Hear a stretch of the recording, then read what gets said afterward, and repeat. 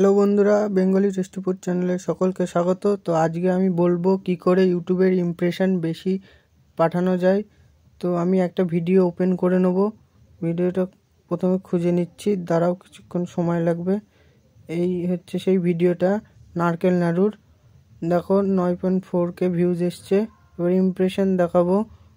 312 ঘন্টা watch time, 33টা subscriber আর 1.3 lakh impression. তো cooking video বানালে ভালো করে টাইটেল, ট্যাগ এগুলো দিতে হবে, তাহলেই এত ভালো ইমপ্রেশন যাবে। আরও ডিটেলে ভালো করে আমি বলবো, তো দেখতে থাকো ভিডিওটা।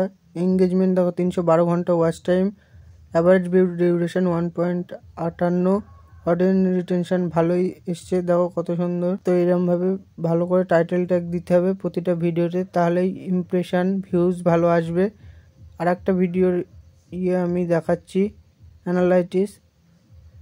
দেখো স্ক্রল করে এই যে সিলভার কাপ মাছের এই ভিডিওটা 1K ভিউজ এসছে এবং 26.3 ঘন্টা ওয়াচ টাইম এসছে।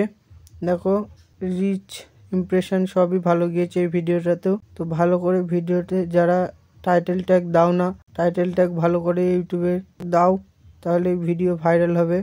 তো ভিডিওটা ভালো লাগলে লাইক করবে, শেয়ার করবে, সাবস্ক্রাইব করবে এবং আরও এই সম্বন্ধে জানতে হলে কমেন্টে অবশ্যই জানাবে পরবর্তী কি ভিডিও তোমরা চাও।